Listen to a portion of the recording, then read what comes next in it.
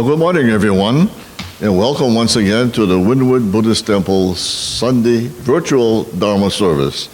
We were hoping that we would, again, have some in-temple services by now, but seems like we'll have to hold off for a while. So if you just remain healthy, we can surely meet again soon. This morning, as usual, we'll begin the service with the chanting of the Vandana and Tisarana, and this is found on page 7 of your red service book.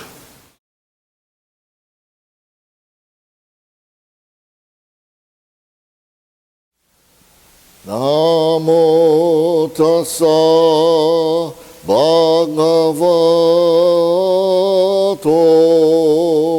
arahato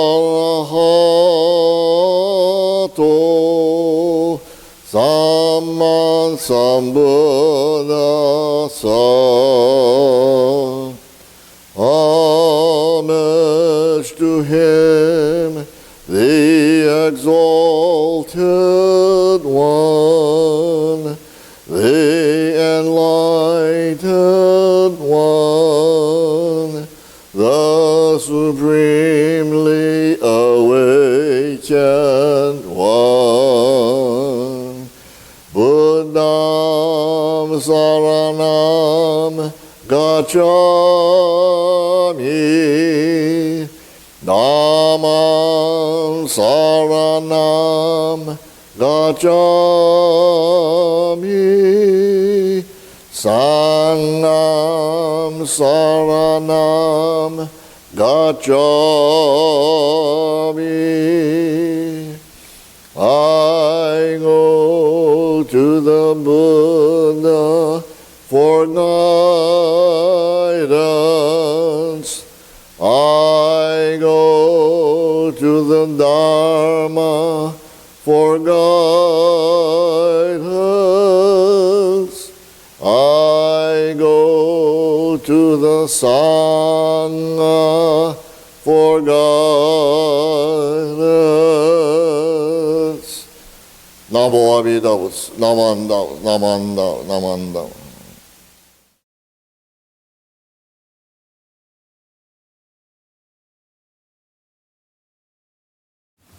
The recitation for today is the Creed, number 2, and this is found on page 4 of your red service book. Following that, we will be chanting the sutra verses reaffirming the vows. That is found on page 117 of the red service book. Let's put our hands together in Gassho. Casting off the self-power mind of the varied practices and disciplines, we entrust ourselves single-mindedly to Amida Tathagata to save us in regard to the one great matter of birth. With one thought moment of entrusting, we know that we are saved and that our birth is settled. After this, we say the name in joy and gratitude, repaying the Buddha's graciousness. We acknowledge gratefully that we're able to hear and understand the teaching because of the benevolence of our Master, having appeared in this world, and of the successes in the transmission of the good teachers whose words were not shallow. Beyond this, we will observe the established rules of conduct throughout our lives. Namo Amida Butsu, Namanda Butsu.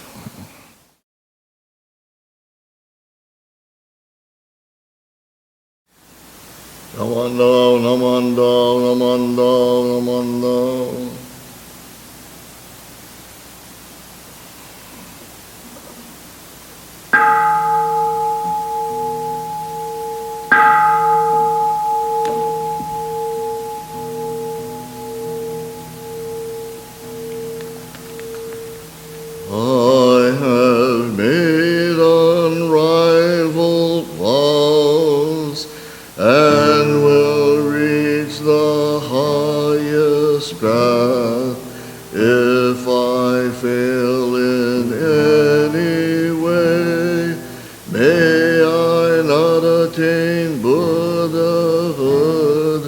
Should I not provide to all for countless kalpas to come, aid in times of suffering?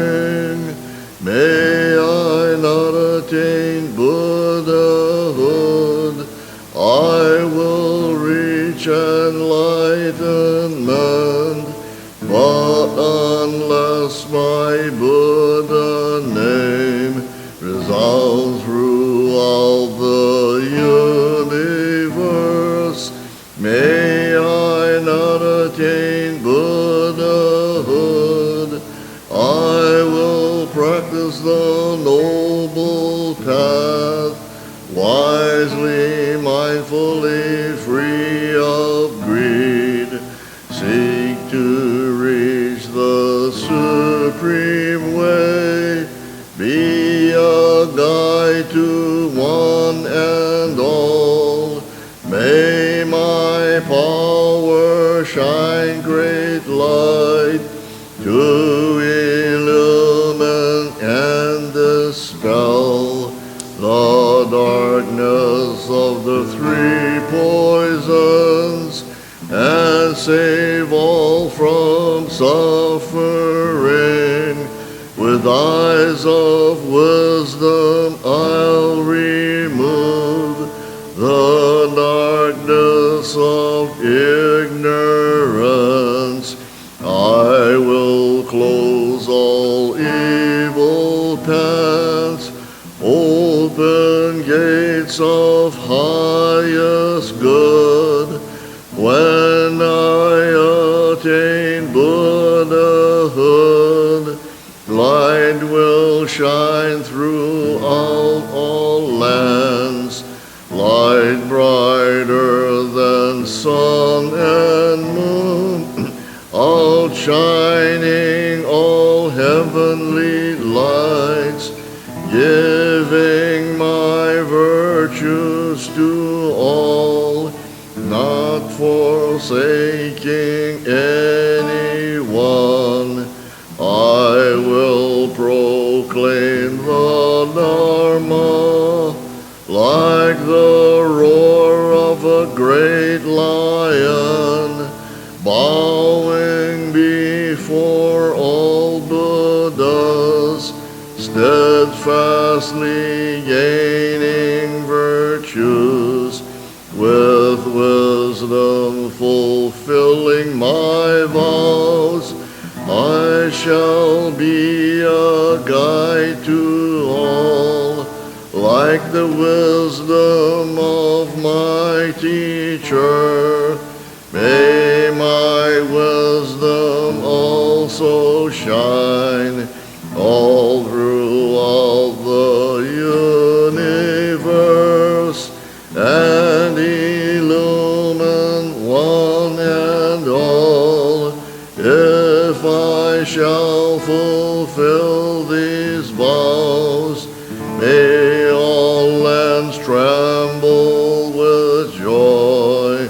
From the heavens, wondrous flowers rain down upon all the lands. Aman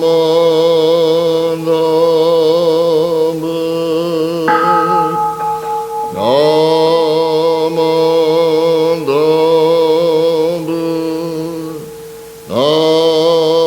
Aman Dhamma, Aman Dhamma,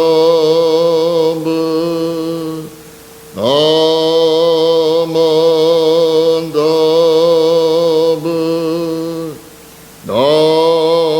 Naman Dhamma, Naman Dhamma. The virtue of Amida's vow is shared equally by all, together attaining awakened mind. We are born in the land of peace.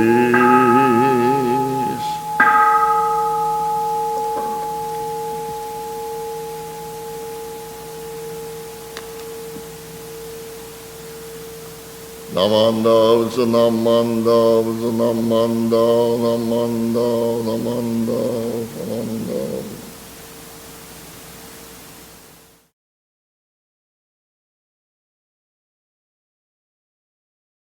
Well, this morning, we are very fortunate to have as our guest speaker, Ernie Morikubo. He's a member of the Mo'iliili Honganji, and he was born in Shibuya, Tokyo, in Japan. And when he was 6 years old, his family relocated to Hawaii. Initially, they settled in the Mo'iliili area across from the old Mo'iliili Park. Then when he was 12, I guess, they moved to Manoa. Ernie graduated from Roosevelt High School and attended the University of Hawaii, Manoa. His family was deeply religious, and Ernie intended to become a minister of the Jodo Shinshu tradition. However, unfortunately, his father became ill, and so he decided to take over the family's specific woolen business. Ernie as I mentioned, is an active member of the Mo'iliili Honganji Buddhist Temple, as his sister Norio is. She is their organist. His brother, who lives in Seattle, is the past president of the Seattle Betsuing. Incidentally, Ernie is also an accomplished guitarist and a member of the 808 Caravan Group. Let's welcome Ernie. Good morning, and how's it? I have nothing really important to say, but since I'm here, I'll say it anyway. It has been said that a watched pot never boils. That's incorrect, because I watched a pot of water until it started to boil. It took a little time, but the water in the pot did eventually come to a boil. Usually, I'll put on a pot with water in it and set the heat to high, and then do something else until the water is actually boiling. I'll just check it periodically, and then when it's time, I put in the pasta or whatever vegetables I have to blanch. But I wanted to know how long it actually takes. So I watched the pot from the beginning. As the pot heats up, the water seems to start moving around in the pot, and then little bubbles seem to form on the bottom. Then as the temperature rises, these bubbles start to float up to the surface. When enough bubbles rise to the top together, the water eventually comes to a rolling boil. The process is rather fascinating, and being engrossed in the process, I forgot to mind the time. And so I don't really know how long it takes.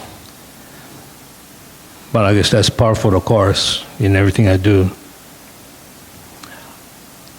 Several weeks ago, my family and I attended a 7-year memorial service for my mother and aunt, who passed the same year within months of each other. During this service, Reverend Umitani of Mo'iliili Honganji spoke of finding wonder in things that we take for granted.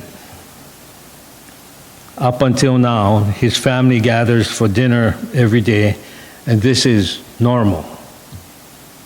Yet, as his older daughter is getting ready to go off to college, being all together for dinner might not be normal anymore very soon. In the same way, it seems that I have the tendency to overlook the trivial and mundane in favor of bigger and better aspirations and goals. Coincidentally, my brother from Seattle was here in town for the memorial service. His friend, also from Seattle, apparently relocated to Hawaii and is helping to archive some older Betsuing Goji articles. He came across an article that I wrote in December of 1974 and emailed it to my brother, who in turn emailed it to me. This article, entitled "A Buddhist Musician," reading this article, I was made to remember the frustration and turmoil I was feeling at the time. I'd like to share this article with you now, with a few side comments. A Buddhist musician. It always seemed to me that music and religion were related. The perplexing thing was the difference in musicians and church-going people. Church-going people often deny themselves of many experiences because of morals or rules of discipline. For musicians, the only discipline is music. All else is a matter of taste. Being a musician can often have negative connotations in a community that is security conscious. By the same token, church is not too well accepted by musicians. This is what I thought then. The original conflict between the two arose after high school. Church seemed to be incongruous, and music seemed like the thing to do. Perhaps what ensued was a big ego trip.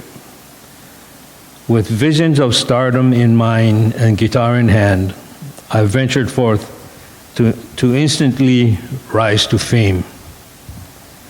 Needless to say, fame doesn't come just because the want is there.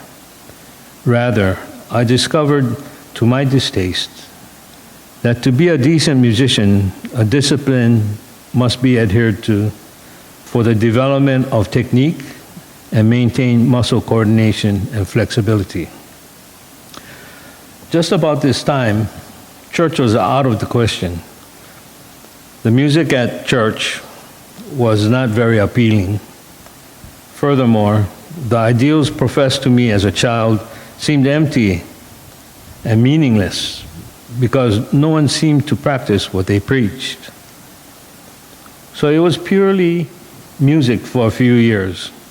The life of a musician seemed ideal at the time, but as it turned out, it was just like life anywhere else, with its ups and downs. It was a bitter disappointment. After a while, I became disoriented and frustrated. With a little push from the family, I bluntly and angrily renounced my musical career. By some circumstance, the Buddhist Study Center rekindled my interest in religion, and it was then that I had begun to appreciate the Buddhist philosophy. In the elapsed time from then till now, that there is indeed a profound relationship between music and life, the subject with which religion has always dealt. This relationship appears to be of such character that both are the expressions of the same life energy. Yet, no matter how firm my belief seems, there is no real concrete evidence. The problem looks clear enough, but even that is not certain. The proof so far has been but fleeting glimpses of a feeling. This energy seems to be the vital element which distinguishes a contrived action from one that is spontaneous and natural. For example, many thoughts come to mind when I'm trying to sit seiza and concentrate on my breathing. I struggle with myself, all kind of thoughts come up, and when it seems senseless to try, all of a sudden the concentration on my breathing will become really intense, and then I experience a moment of just sitting. But when I recognize that thought, it's gone. It seems like when I'm playing music, it's the same way. Sometimes I'll be playing and I'll be ad-libbing, but I know it's contrived, I know it's forcing it, but every once in a while, the notes will just come, and I just start to play, and I recognize it, then the tune is gone forever. So I became extremely frustrated after reaching this temporary dead end. So I kept trying, but it wouldn't happen. I tried to play music, it didn't happen. Tried to go back to school, it wasn't really enjoyable. So my last sentence here is, at this stage, it feels like something has to give. I wonder what will happen next. Guess only time will tell. This was back in 1974. I was 23 at the time. 47 years later, I realized that my frustration and turmoil was caused by the disparity between what I thought should be happening or should happen and what was actually unfolding in life. I was playing music to impress others rather than being true to the music. Music, just like life itself, is universal energy that is expressed through me according to my skill set and abilities. It is not something that I can manipulate to my satisfaction. This energy just is, and is expressed uniquely, defined by what I am technically able to do. So these days, I play music with a group of guys, and we call ourselves 808 Caravan. But I just play what is at hand and do my best to stay true to the music itself. Thus, I still have my ups and downs, but can understand that the music comes through me and not necessarily from me. Instead of focusing on fame and glory, I try to pay more attention to the trivial and mundane aspects of the music and hope that the music is not tainted too much by my own manipulation. By doing so, I can enjoy the music that I play, and right now I'm having the time of my life doing so. I'm not likely to watch water boil again anytime soon, but at least I can marvel at the process that has to occur for water to boil. I'd like to close today by playing for you the song which really hooked me into playing music. A few years into taking lessons, I heard this tune and had to learn it. The melody sounds simple, but it's quite complex. It just took a hold of my heart and wouldn't let go. I spent a good year and a half to figure it out, and to this day it's one of my favorite tunes. Back then we didn't have sheet music readily available, so really it took me about a year and a half to figure this song out. But it's called The Girl from Ipanema by Antonio Carlos Jobim.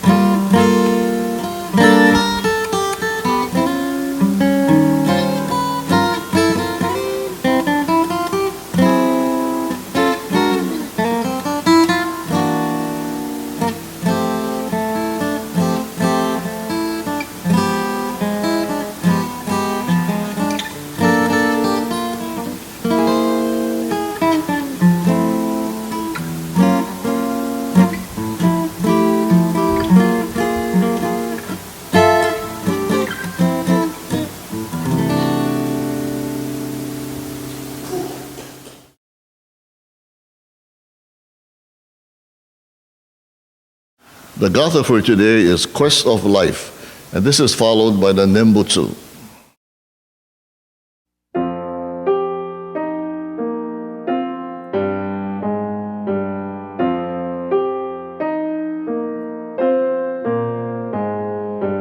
Let us seek peace. Let us seek peace in our hearts and our minds. Right knowledge and trust in Amida's realm will help to make our suffering cease.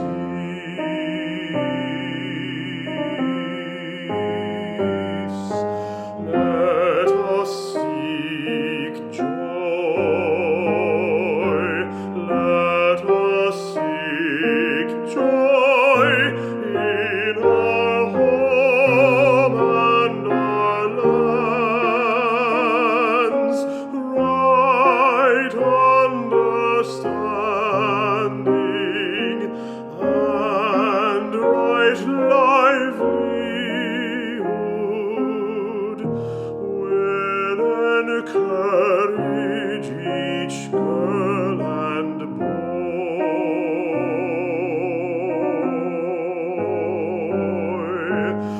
Let us seek life. Let us seek life in Amida's pure land. Faith in the Buddha's compassionate self assure us all infinite life.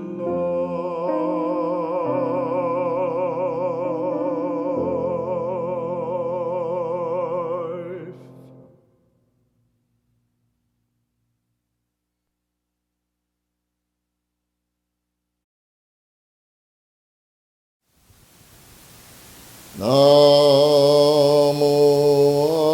Amida. Namo Amida.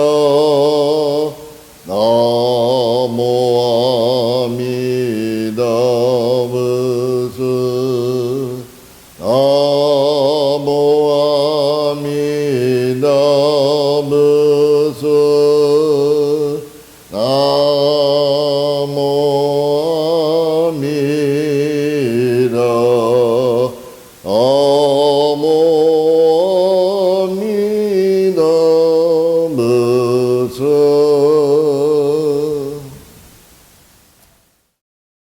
When we say Namo Amida Butsu, the countless Buddhas throughout the 10 quarters, surrounding us 100-fold, 1,000-fold, rejoice in and protects us.